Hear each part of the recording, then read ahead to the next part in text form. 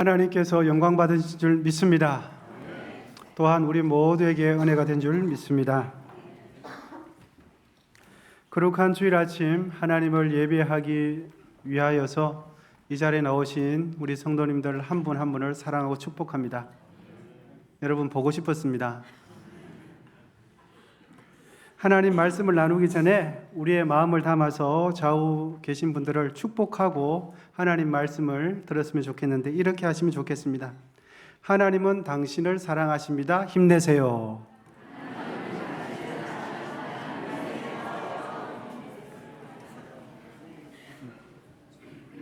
여러분 하나님께서 우리와 함께 계시는 줄 믿습니다. 힘내시기를 바랍니다. 이 시간은 고난에 대한 말씀을 나누고자 합니다. 인생을 살다 보면 원치 않은 고난을 당하는 것이 인생입니다. 그것이 건강의 문제일 수도 있고요, 물질의 문제일 수도 있고 사람과의 껄끄러운 관계의 문제일 수도 있습니다. 그런데 그 문제가 우리에게 주는 아픔과 고통이 심하면 심할수록 문제를 발생시킨 이유와 원인을 밝혀내는 일에 우리는 몰두하고 집착하게 됩니다. 왜 나에게 이 문제가 발생했지? 왜 이 문제가 나를 이렇게 불편하게 만들지? 도대체 무엇이 문제인가? 이 문제의 원인과 이유를 밝히는데 우리는 집착하게 되어집니다. 우리는 때로는 이러한 사고를 논리적이다, 합리적이다 라고 부르기도 합니다. 철학과 종교에서는 인과론, 인과율, 인과응보 사상이라고 말하기도 합니다. 아니 땐 굴뚝에 연기 날까? 콩 심은데 콩 나고 팥 심은데 팥 난다 라는 속담도 원인과 이유를 밝히고자 하는 사람의 마음을 잘 표현해 주는 말이 되지요. 결과에 따른 이유를 밝히는 것이 지극히 정당하고 그런 생각은 이미 현대인의 사고 속에 진리가 되어버렸습니다. 하나님께서도 원인과 결과라는 이 원리를 인정해 주시는데 갈라디아 6장 7절 하반절을 보시면 사람이 무엇으로 심든지 그대로 거두리라. 적게 심으면 적게 거두고 많이 심으면 많이 거두게 하는 것이 하나님의 뜻입니다. 그런데 여러분, 이 갈라디아서 6장 7절의 하반절의 말씀은 이 세상에 우리가 원하는 이 세상의 인과율을 지지해 주는 말씀이 아닙니다. 언뜻 보면 그렇게 보이지만 이 세상의 모든 영역이 우리가 인정하는 그 인과율을 지지하고 인과론을 뒷받침해 주는 구절이 되지 못합니다. 오늘 본문에 등장하는 욥은 하루아침에 엄청난 강도의 재난을 당하게 됩니다. 그것도 아무 영문도 모른 채 재난을 당하게 되죠. 원인과 이유를 알 수 없는 고난이 찾아온 겁니다. 여러분, 우리의 삶에 이유를 알 수 없는 고난이 찾아오면 우리는 어떻게 해야 하겠습니까? 분명 그때도 우리는 원인과 이유를 밝혀내려고 집착할 것입니다. 분명히 이유를 알 수 없는 고난이 찾아왔는데 우리는 이유를 찾아내겠다고, 원인을 찾아내겠다고 또다시 머리를 감싸 안고서 골머리를 썩게 될 것입니다. 아무리 생각해봐도 원인과 이유를 밝혀낼 수 없을 때 우리는 그 문제 앞에서 어떻게 행동해야 할까요? 혹시 여러분 인생을 사시면서 지금까지 살아오시면서 본문의 욥처럼 이유를 알 수 없는 고난을 당해 보신 적은 없으십니까? 칠흑같이 캄캄한 그 이유를 알 수 없는 그 고난의 터널, 그 기간을 어떻게 통과해 오셨습니까? 욥기 1장은 내용상 3개의 단락으로 나누는 것이 가능합니다. 첫 번째로는 1절에서 5절인데 욥의 인생과 그의 신앙이 소개되어 있고, 두 번째 단락은 6절에서 12절인데 욥과 관련된 천상에서 일어난 천상의 회의를 기록해주고 있고, 세 번째 단락은 13절에서 22절인데 천상 회의 후에 욥에게 불어닥친 고난에 대한 내용입니다. 첫째 단락이 기록해주는 대로 욥은 매사가 정직하고 경건하기 이를 데 없는 신앙인이 욥입니다. 욥이 평소에 얼마나 경건하게 삶을 살았는가 하면 자녀들의 생일 잔치 후 혹 자녀들이 기분이 좋아서 실언을 하고 하나님을 멸시하는 발언을 했을까 봐 자녀의 수대로 자신이 대신해서 하나님께서 드릴 수 있는 가장 큰 희생 제사 번제를 드릴 정도였습니다. 그만큼 경건한 사람이 욥이었습니다. 매사가 그런 삶을 살았습니다. 욥기 1장 4절에서 5절인데 읽어드리겠습니다. 그의 아들들이 자기 생일에 각각 자기의 집에서 잔치를 베풀고 그의 누이 3명도 청하여 함께 먹고 마시더라. 그들이 차례대로 잔치를 끝내면 욥이 그들을 불러다가 성결하게 하되 아침에 일어나서 그들의 명수대로 번제를 드렸으니 이는 욥이 말하기를 혹시 내 아들들이 죄를 범하여 마음으로 하나님을 욕되게 하였을까 함이라. 욥의 행위가 항상 이러하였더라. 욥이 평소에 얼마나 경건한 삶을 살았는지 성경이 기록해 줍니다. 그러니까 욥은 믿음의 조상 아브라함처럼 그렇게 하나님을 경외하고 경배하는 사람이 욥이었습니다. 그런 욥에게 여러분, 이유를 알 수 없는 재난이 한날 한시에 찾아오게 된 것입니다. 설상가상격으로 3가지 악재가 한꺼번에 불어닥친 겁니다. 가장 먼저 불어닥친 고난은 물질에 대한 고난이었습니다. 갑자기 서바 사람이 욥의 소와 낙태를 빼앗는 일이 발생하게 되고 그 이야기를 전달해 주는 사람이 말도 끝나기 전에 하늘에서 갑자기 불이 떨어져서 욥의 양과 종을 불태우는 일이 일어나게 되고 그 말이 끝나기도 전에 다른 한 종이 뛰쳐와서는 갈대아 사람들까지 욥의 낙타를 빼앗고 있는 종까지 모조리 죽이는 당한 물질의 고난을 당하게 되어집니다. 욥에게 닥친 고난은 이것이 끝이 아니었습니다. 2번째 고난은 자신의 몸으로 낳은 자녀를 이유도 모른 채 떠나보내는 고난을 겪게 된 겁니다. 생각지도 못한 토네이도와 같은 강풍에 불어닥쳐서 집이 무너지는 바람에 그 건물더미에 의해서 자녀들이 모조리 깔려 죽게 되었습니다. 이게 다가 아닙니다. 욥 자신의 몸에는 원인을 알 수 없는 나병 같은 괴질이 걸려서 발바닥에서 정수리까지 종기가 나고 고름이 나서 가려워서 견딜 수가 없어서 질그릇 조각으로 기와 조각으로 그 가려운 것을 덕덕덕 꺾는 그런 질고를 당하게 됐습니다. 여러분, 이쯤 되면 어떻게 됩니까? 지금까지 베풀고 쌓아왔던 모든 인간관계는 다 깨어집니다.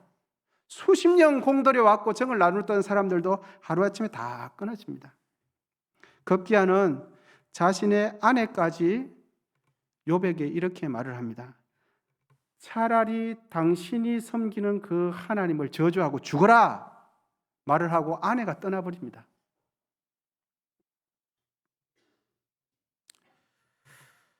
도대체 이유를 알 수 없는 인재와 천재까지 겹쳐 삽시간에 모든 것을 잃어버리고 말았습니다. 그런데 여러분, 더 답답한 것은, 더 괴로운 것은 이런 고난이 나에게 왜 찾아왔는지 그 이유를 알 길이 없다는 겁니다. 내가 잘못한 것도 없고 내가 실수한 것도 없고 그렇게 온 마음 무의식 중에라도 하나님을 의지했는데 왜 나에게 이런 고난이 찾아왔는가? 아무리 살펴봐도 그 이유를 찾아낼 길이 없습니다. 욥에게 발생한 이 고난의 원인은, 이 고난의 원인 제공자는 욥이 아니었습니다. 모든 고난의 원인은 욥의 죄, 욥의 실수와 욥의 부족함 때문에 생긴 고난이 전혀 아니었습니다. 모든 고난의 이유를 밝혀낼 수 없는 것이 여러분, 사람의 한계입니다. 우리는 합리적이고 논리적이면 다 되는 줄 알았는데 아닙니다. 이유를 알 수 없는, 아무리 합리적이고 다 따져봐도 그 원인이 왜 발생했는지 모르는 것이 사람의 이성이고 합리성입니다. 여러분, 이 세상의 원인과 결과는 인과론으로는, 사람이 이 세상을 살아가는 인과론으로는 하나님께서 행하시는 일을 다 알 수가 없습니다. 그 사실을 꼭 잊지 마시기를 바랍니다. 왜냐하면 하나님은 시간과 공간을 초월하시는 영원한 분, 만물의 주인이기 때문입니다. 우리는 시간과 공간이라는 안에 속에서 이해하고 사고하기 때문에 시간과 공간을 초월하면 우리의 영역으로는 이해가 되지 않습니다. 욥에게 찾아온 그 모든 고난은 욥의 죄 때문이 아니라고, 욥의 죄 때문이라고 판단하고 비난하며 정죄하고 싶은 마음이 우리 마음속에 있지 않습니까? 욥에게 찾아온 그 고난을 이 세상의 인과론을 초월하는 경건한 자에게만 주는 하나님의 특별한 고난임을 믿으시기를 바랍니다.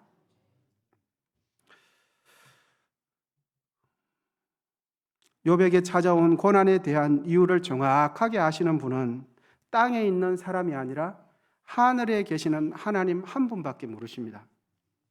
땅에 있는 사람은 그 이유와 원인을 조금도 알 수 없다라고 말하는 것이 정직한 말이 됩니다. 만일 욥이 당하는 고난의 원인을 우리의 제한된 식견이나 지식으로 욥을 비난한다면 그 사람이야말로 영적으로 무지한 사람이요, 그 사람이야말로 지극히 교만한 사람이 됩니다. 성경은 욥을 인정합니다.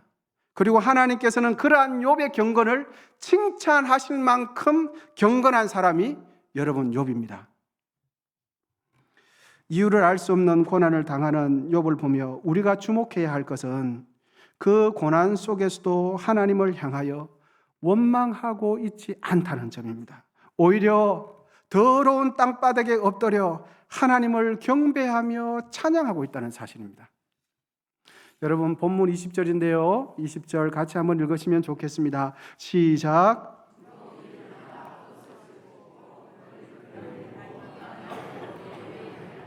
아멘.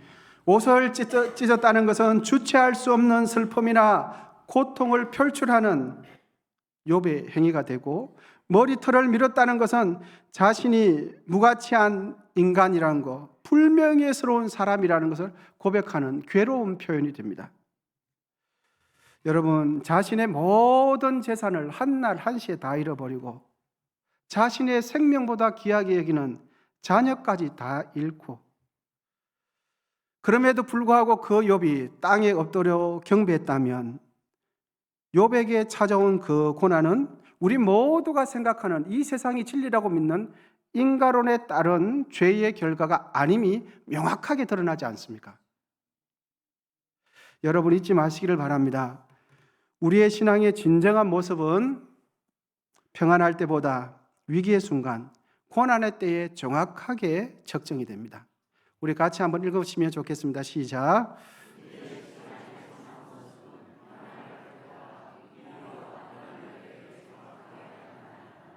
그렇습니다. 하나님을 섬기는 성도에게도 인과론을 초월하는 이유를 알 수 없는 고난이 얼마든지 발생할 수 있고, 그 고난이 있다고 해서 고난 당하는 그의 신앙과 그분의 믿음을 결코 비난해서는 안 됩니다. 할렐루야. 성도에게 찾아오는 고난은 항상 죄 때문에 찾아온다고 생각하시면 안 됩니다.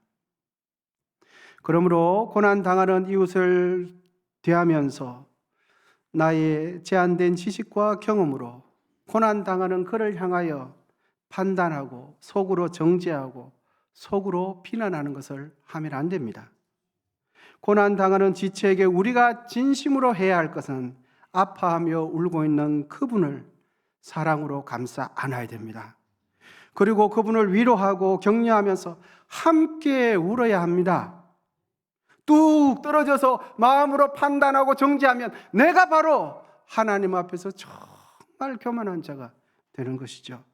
이것이 고난당하는 이웃에게 해야 할 우리 성도의 모습입니다. 그럼 하나님께서는 왜 욥에게 이유를 알 수 없는 고난을 허락하실까요? 하나님께서는 왜 우리에게, 경건한 성도에게 왜 이유를 알 수 없는 고난을 허락하실까요?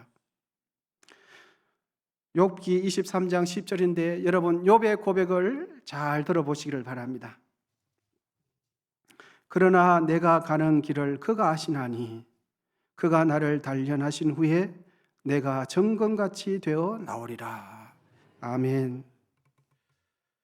경건한 자에게 이유를 알 수 없는 고난이 찾아온다면 그것은 내가 죄인이라는 것이 증명되는 것이 아니라 하나님께서 지금보다 나를 더 아름답게 빚으시는 하나님의 손길임을 믿으시기를 바랍니다. 경건한 자에게 이유를 알 수 없는 고난이 생긴다면 그 고난은 경건한 자를 향한 하나님의 특별한 사랑인 것을 여러분 믿으시기를 바랍니다. 식물학자에 의하면 나무에게는 겨울이 지난 후 3월에 강한 바람이 꼭 필요하다고 합니다. 초봄에 부는 강한 바람에 나무 줄기와 기둥이 흔들림으로써 잎새를 내는데 필요한 영양분이 모든 가지 끝까지 올라가는 그 역할에 도움이 된다고 합니다. 겨우내 영양분이 뿌리로부터 줄기로 올라가는 활동이 중단되었다가 3월에 부는 강한 바람 때문에 영양분이 가지 끝까지 전달되면서 우리 모두가 인식하는 파란 새싹이 돋아난다고 합니다. 나무의 몸통까지 흔드는 그 강한 바람이 봄날에 파란 새싹을 틔우는데 도움을 주는 것입니다. 경건한 성도에게 이유를 알 수 없는 고난이 찾아오는 바로 그 이유는 그가 진실로 하나님을 사랑하고 그가 진실로 하나님께 속한 사람이기 때문입니다. 죄인이 당하는 고난은 인과응보론, 인과율에 따라서 맞습니다. 그런데 경건한 자에게 왜 고난이 다가오는가? 그거는 하나님만이 아시고 그 경건한 자를 하나님께서 그 고난이지만 특별한 사랑으로 아름답게 빚어내기 위함이 분명합니다. 욥의 고난을 통해서 하나님께서 우리에게 주시는 두 번째 말씀 우리 같이 한번 읽어보도록 하겠습니다. 시작.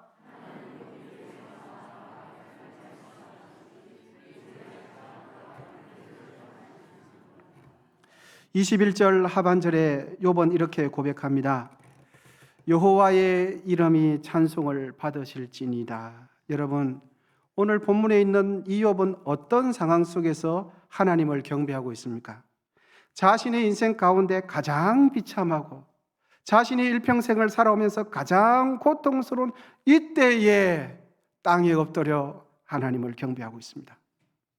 하나님께서는 우리의 세상적인 사정과 형편, 이 세상의 지위 고하, 부와 가난, 빈부의 격차와 상관없이 무관하게 하나님은 우리의 찬양과 경배와 우리의 예배를 받으십니다.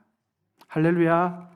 연말이 되면 방송국에서 연예인들이나 방송인들을 대상으로 그 해의 연기대상, 연예대상을 시상을 합니다. 그때 간혹 수상자들의 이런 말을 듣곤 하지요.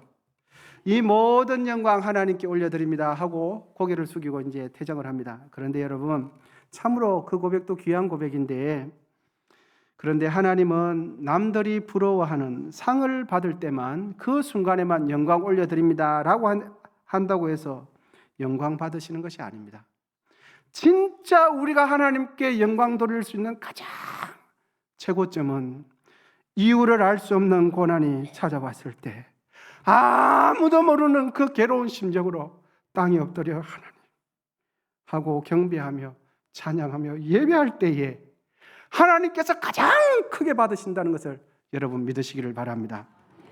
바울과 실라는 빌립보 감옥에서 하나님을 찬양하고 경배했습니다. 고통스러운 그 감옥에서 원망하지 않고 하나님을 찬양하지 않습니까? 그런데 놀라운 사실은 그 고난 속에서 드리는 그들의 찬양과 경배를 하나님께서는 크게 받으셨다는 겁니다. 그러므로 이유를 알 수 없는 고난 속에서 하나님을 신뢰하고 경배하는 이 세상이 감당할 수 없는 그런 믿음의 성도님들 다 되시기를 축복합니다. 여러분, 우리 언성교회 교우분들이 소유해야 할 신앙이 바로 이런 신앙입니다. 우리가 추구하고 갈망하고 이 땅에서 하나님을 찾는 신앙이, 믿음이 바로 이 신앙이 되어야 합니다. 달면 아멘, 달면 하나님께 감사하고, 써면 하나님을 싫어하고 배척하고 등 돌리는 신앙은 하나님께 영광 돌리는 신앙이 되지 못합니다. 여러분, 고난이라는 환경 때문에 원망하기 시작하면 그 순간부터 우리의 삶 속에 하나님께서 우리를 인도하시는 뜻과 섭리는 원망이라는 두통 커튼 때문에 가려져서 하나님의 뜻과 섭리는 안 보이게 되어 있습니다. 고난이 찾아올 때 원망과 불평, 비난하는 것은 당연한 것이 아니라 믿음이 없기 때문에 원망하고 불평하는 것입니다. 여러분, 믿음이 없으면 교회 와도 기쁘지 않습니다. 믿음이 없으면 하나님을 믿어도 내 마음속에 기대감이나 설렘이 없습니다. 그냥 오늘도 교회 갔다 왔네, 이것만 남지, 정말 예배하고 난 뒤에 하나님께서 내 영혼 가운데 말씀하시는 그 설렘이 오지 않는 것입니다. 원망과 불평, 비난은 아무런 노력하지 않아도 누구나가 할 수 있는 것이 원망과 불평, 비난입니다. 하지만 이유를 알 수 없는 고난이 찾아올 때 인내하고 땅에 엎드려 경배하는 그 일은 경건한 자만이 할 수 있는 것입니다. 고난 속에서 올려드리는 찬양과 예배는 그 어떤 예배보다 더욱 하나님을 영화롭게 하는 예배가 된다는 사실을 꼭 기억하시기를 바랍니다. 우리 모두 그런 예배자가 되시기를 축복합니다. 성도에게 찾아오는 이유를 알 수 없는 고난은 경건하지 못한 자는 결코 경험하지 못하는 고난입니다.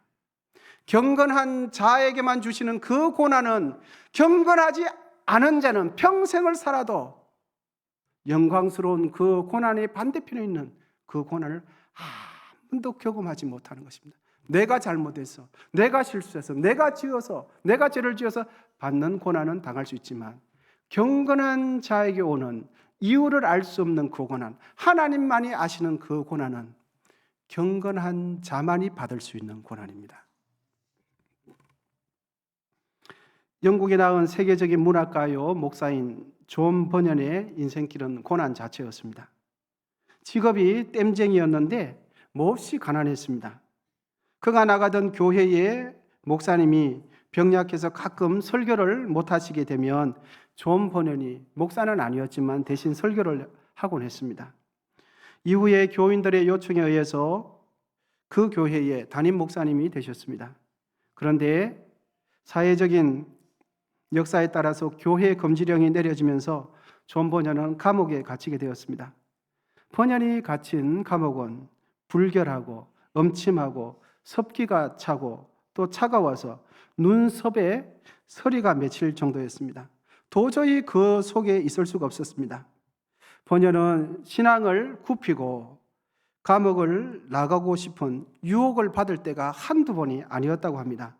그러나 그때마다 존 버년은 나의 방패가 되시고 도움이 되시는 하나님을 사랑한다. 나는 오직 하나님 아버지의 도움을 간구하며 이곳 감옥에 머물리라 라고 했습니다. 그렇게 결단하고는 그렇게 감옥 생활을 하는데, 여러분, 그 감옥에서 존 버년이 책을 한 권 썼는데 그 책이 바로 성경 다음으로 전 세계에서 가장 많이 읽히는 철로 역정 대작이 탄생하게 된 것입니다. 우리는 이 세상의 인간론 때문에 고통당하는 지체를 보면서 우리는 나도 모르게 이런 착각을 합니다. 분별이라는 미명으로 고난당하는 그 자를 향해서 마음속에서부터 판단하고 정죄하고 비난하고 싶은 마음이 들끓습니다. 여러분, 그럴 때마다 욥에게 찾아온 오늘 본문의 고난을 꼭 기억하시기를 바랍니다. 고난당하는 이웃을 대할 때 험담과 비난이 아니라 그를 감싸 안으면서 격려하고 위로해야 합니다. 그것이 이 땅을 살아가는 성도가, 우리 언성교회 교우분들이 해야 할 일입니다. 우리의 삶 속에 이유를 알 수 없는 고난이 찾아올 때 우리는 또다시 내 삶 속에 이런 고난이 왜 찾아왔는지, 그 원인이 뭔지 또 밝혀내려고 몰두하게 될 것입니다. 여러분, 이유가 없는 고난이 찾아올 때는 아무리 찾아봐도 이유가 없습니다. 바로 그때는 땅에 엎드려 하나님을 경배하고 예배할 때입니다. 하나님은 경건한 자를 결코 내버려 두지 않습니다. 경건한 자가 당하는 그 고난은 경건하기 때문에 당하는 것입니다. 경건하지 않으면 그 고난을 당할 수 없어요.